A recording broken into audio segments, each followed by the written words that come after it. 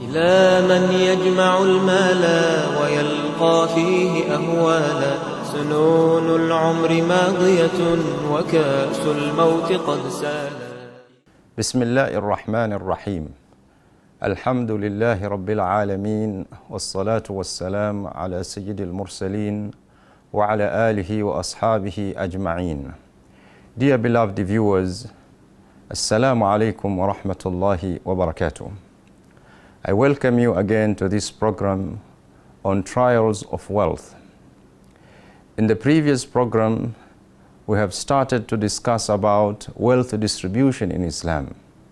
And we said that a Muslim is supposed to acquire his wealth in a halal manner, use it in a halal manner, and also ensure that the future generations, his dependents, and other people are not even related to him, are able in one way or the other to benefit from his wealth. So in wealth distribution, we are discussing mechanisms in which a Muslim can use to ensure that his relatives enjoy the wealth that he has, or even non-relatives are able to benefit from his wealth. In one of the discussions we had, we talked about a will, wasiyah, as one of the instruments that has been mentioned in the Quran and also taught by the Messenger sallallahu alaihi wasallam on how a Muslim is supposed to handle his wealth, and particularly that he is required to write a will. A will, we explained in the previous episode what it means. We also explained the pillars. We explained as well mistakes that are common in some of the wills. And today, inshallah ta'ala, we'll proceed with another instrument which is called waqf, or an Islamic endowment.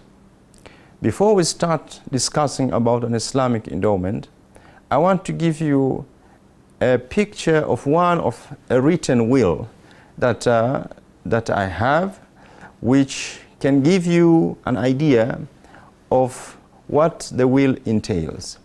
Now here before me is a will that reads as follows. Someone can write it in this particular manner, but as I said, it is important that after you have written your will, give it to a lawyer, expert, knowledgeable in these matters, so that he can ensure that it is something that is not only Sharia compliant, but also legally enforceable.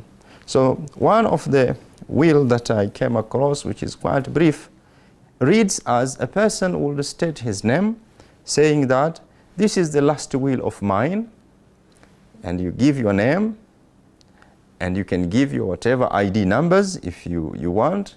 You can give your address as to where you stay, and continue saying that you duly affirm that you are healthy and that you are of sound mind, which enables you to appreciate the nature of the will and the responsibility it entails. Thereby, this will reads, and I will just read the way this brother had written, is, I enjoin my children, my family, and relatives to fear Allah subhanahu wa ta'ala, and to obey Him, and to remain firm in His Sharia and religion, and shall not die unless they are Muslims. I enjoin them that they should appreciate the creature of Allah subhanahu wa ta'ala, and they have a predetermined span of life given by Allah subhanahu wa ta'ala, and so they should be very careful on how they utilize their life, but also on executing my estate. And hereby I state that they should handle my estate by first paying expenses for the purpose of my funeral ceremony and burial, then to discharge my debts which have been liable to me, and I hereby state that my debts are as follows. Then he mentioned his debts, and those debtors and those amounts of the debts. And then he gives a wasiyah. He says that, and I asked a payment of a certain amount of 1/3 from my estate to be taken to so and so. Now here, it could be an individual or it could be an organization, and the remaining portion to be distributed among my inheritors, which are, then he listed the names of those inheritors, could be the wife, the children, and so on, as prescribed by Sharia of Allah subhanahu wa ta'ala. Then he move on to now mention who is the executor. He says that to administer this will, I appoint so and so as the executor of this will, for the benefit of my inheritors and those of which I have given wasiyah to, as to the thuluth portion of it. And I enjoined him to execute my will in accordance with Sharia, in the presence of undersigned, and so I declare accordingly. And then below there is his signature, and then the signature of the first witness, and the signature of the second witness. So this is just to give you an idea of a very simple statement that you can write about the will, because some people, when you mention will, they think it is now a very complicated thing. This is very simple. It could be just one page document to act as your will.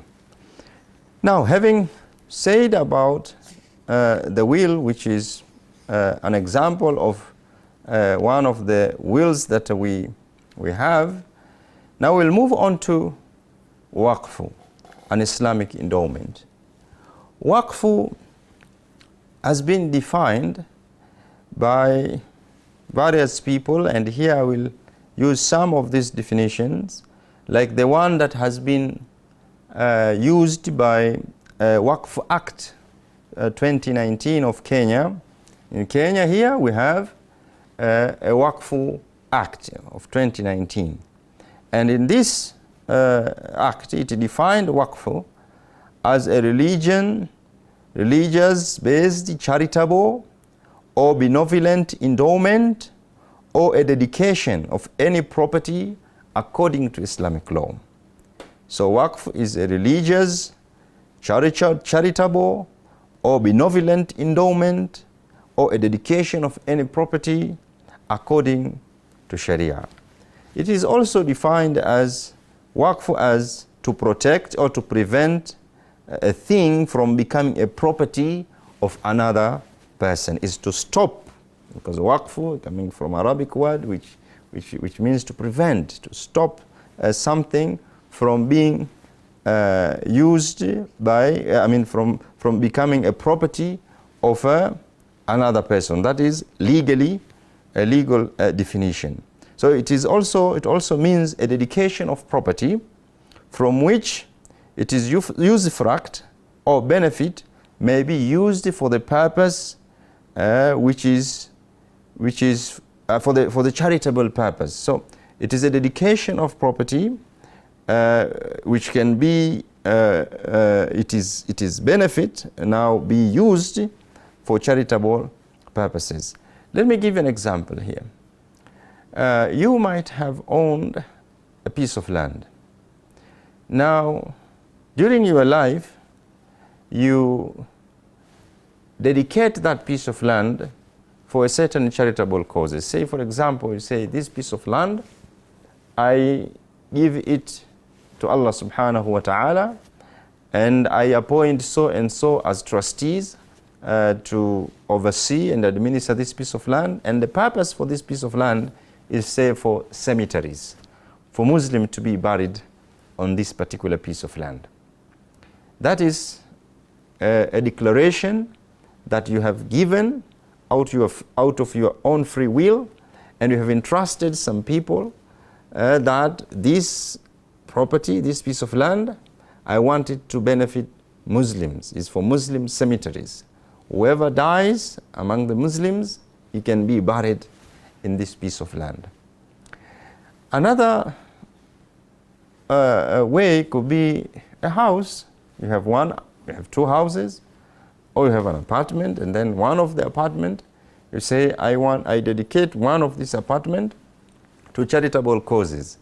That means either you want certain orphans to live in it, or you say the income derived from rental income should go to a certain charitable organization and benefit those people. This is an example for immovable properties, but it can also be something movable. As we see, it is common in our society.